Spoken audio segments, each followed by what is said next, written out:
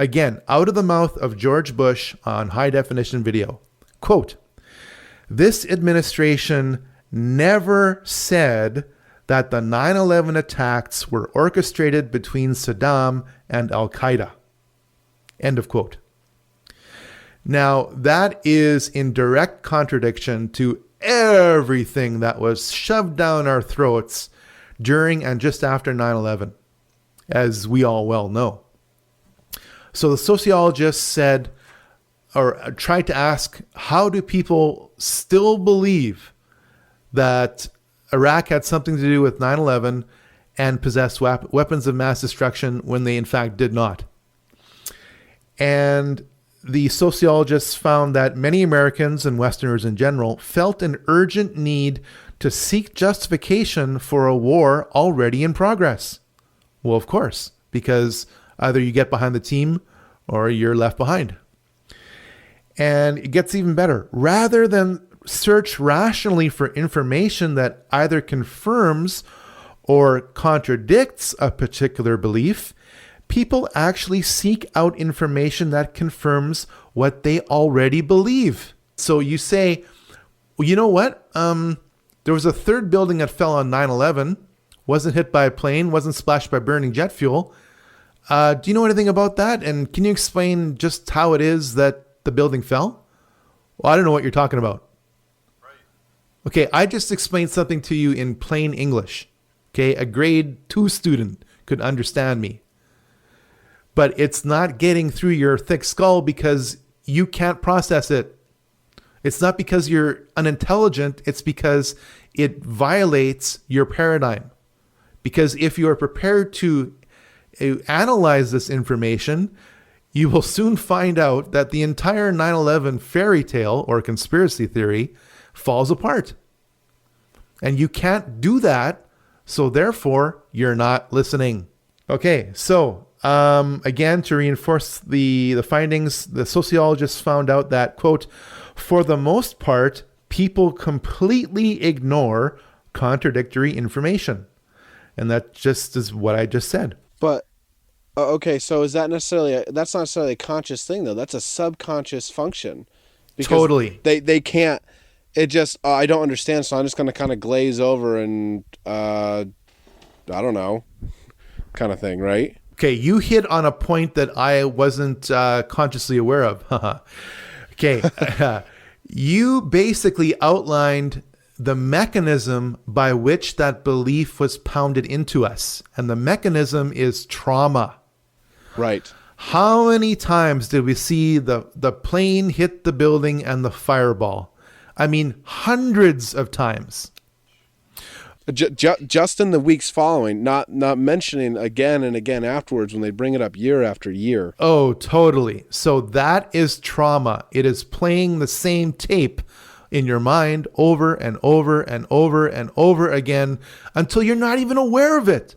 Mm-hmm. I mean, it's so buried deep into your subconscious that you associate the fireball with the plane impact and got to get Saddam and got to get that evil bin Laden, you know? Okay, so here's another point that they discovered.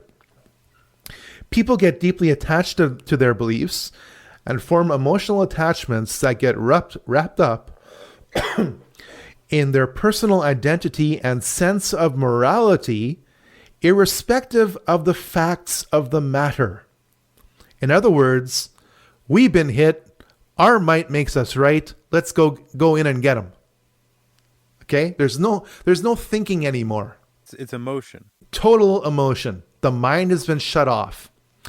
And by the way, to illustrate the point of trauma and how it shuts off thinking, especially critical thinking, I can place a 6-month-old on the ground beside a rabbit, nice furry bunny rabbit, and every time that infant, that toddler, looks at the rabbit, I will pinch that toddler. And after about the 20th or 30th time, every time that child looks at the rabbit, what's going to happen? They're going to think they feel a pinch. That's right. And they're going to cry. Right. That's right. That's called trauma. That's called trauma-based mind control. So what happens? This is what Fritz Springmeier was warning us about. Exactly. Fritz Springmeier's analysis is flawless. He's bang on, especially when he talks about the spin principle, how all these different branches of the occult, quote-unquote Jewish, quote-unquote Jesuit, quote-unquote Masonic, Right. quote-unquote whatever. Farther you go up. Yes. Yeah, I love that. The whole layout that he gives you, the piece of the pie, you mean? It's the thing you were showing me. Exactly. That's like, that'll blow your mind. That's right. And I still have to argue with the greatest amount of gentleness and respect I can muster with some of my Seventh-day Adventist friends, and I have to be that direct. I don't mean any disrespect, who have been so inculcated in their denomination as to suggest that it is only the Roman Catholic Church which is in charge of all the evil that's in the world, and how could it possibly be any other way? And I simply say, doesn't it say in the Bible that all have sinned and fallen short of the glory of God? And then I say, is it possible that some people in the Seventh-day Adventist movement could possibly be influenced by the occult? And then I show them Ellen White's Masonic gravestone. And then they flip out, because Ellen White to them is literally called the lesser light. Okay. Oh yeah. And she wrote a book back in the day about 120 years ago called The Great Controversy, which outlines in great detail about how the Catholic Church is the one and only organization which is responsible for all the evil in the world. And of course, every Seventh-day Adventist since then has swallowed that hook, line, and sinker. It's to the point now where they don't even call Christmas Christmas, because that's too much like Christ Mass. It's too Catholic. They call it a Noel celebration. So for all my Seventh-day Adventist friends who are out there listening to us now, I mean no gentleness and disrespect to you. I do not want to shatter your belief in God. You will get to heaven just like I will get to heaven, even though you may not believe that I will get to heaven. Okay? Because just because I worship God on a different day doesn't mean that I'm damned to hell. In fact, there's a Bible verse that says, pay no attention to those who are judging you at which time you celebrate the feast days of God. So, get over it. And don't think that your denomination is the only path to heaven. Your denomination is only a recent event in the history of the church. So if you're going to tell me that it's only members of your denomination that are going to heaven, well, then we just have to erase 1,800 years of church history.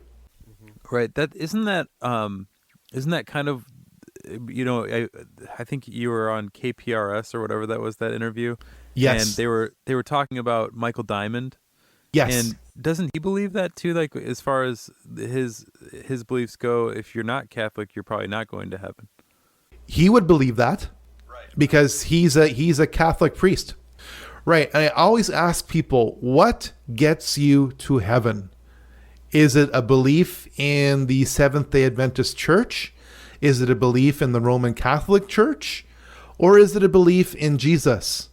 There's only one way to salvation. Jesus said, I am the way, the truth, and the life. No one comes to the Father but by me. Those are 5 exclusive statements in 2 sentences. There's no room for interpretation or error there.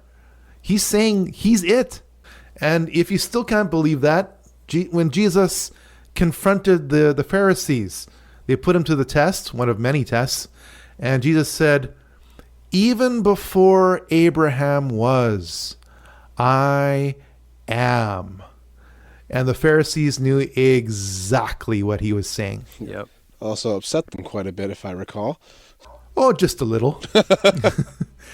So even back then, you had a Jewish elite which was more than willing to control all of their own people, if you will, by, again, we've went through this before, financially extorting them through a multi-level financial scheme called the sacrificial system, where you'd have to pay with the approved coin for the approved sacrifice according to the approved scales, and on your way you'd have to visit the approved hotels. So you got fleeced at least 3 or 4 different ways. So welcome to Holiday Inn Express. You got it. Okay, so fear drives people to rationalize the irrational. That's the point. So you can't rationalize with an irrational person. They will hold on to their conspiracy theory of 9/11 in spite of all the evidence that I could come up with, and I could rattle on for 2 hours on that subject. It doesn't matter. As far as psychologically their makeup is concerned, they are irrational. And I'm not saying that in an egotistical sense. I'm saying that in a very clinical, empirical, objective sense. They are irrational. So the only thing you can do is ask questions that they have to mull over. As in, it's kind of funny. I was reading here that 3 buildings fell on 9/11 and one of them wasn't hit by a plane. I don't know. It's kind of funny, isn't it? Yeah, you can even find it on Wikipedia. I mean, well, I wouldn't use Wikipedia as a but information source. No, but you can even find it there. Is all I'm saying. I mean, it's right there. It states what building fell at which time. Totally. What you just said is that video you sent me, How to Tell People About the New World Order by Chris White. Yes. That's basically, as you know how he says to do it. Just drop a little question or a little thought here and there. Don't, dump a 20-gallon drum of information on them. Yeah, I mean, that was the way I used to try to approach people in the past, and it doesn't work. Okay? It can't work because you're asking people to move too far mentally. Yep. Yeah. And too fast. It's like stretching your muscles. You gotta work up to the point that you want to get at. That's right. And keep in mind that some people, especially in your family and even in your church, will never get it. That's not because they're unintelligent. It's because they're too invested in their paradigm. Okay, so don't antagonize them. I've made that mistake too. Again, this is more of a confessional than it is an informational session sometimes. But you know what? When we all get to heaven, we will know as we are known. That's a Bible verse. So in the end, you can't convince someone against their will of anything. Just gently prod them. Get them to ask questions of themselves. And be gentle, be short, and I wouldn't say move on, but in all things, invoke an atmosphere of gentleness and respect, and you'll get a lot farther with honey than you would with vinegar. Yep. Mm-hmm. And if I can say thanks for sending that video, Leonard, that really kind of, I knew that stuff, but it really helped give me a lot of perspective and okay, just relax a little, it's okay. Yeah, totally. And Chris White is farther along in many areas than I am. So again, I rely on a whole bunch of conventional and current Christian thinkers to shape my worldview. And it's amazing because none of us gets the complete picture. But together we've got more pieces of this huge 10,000 piece puzzle than any one of us would ever have alone. Well, you're all playing in the symphony, man. So, amen.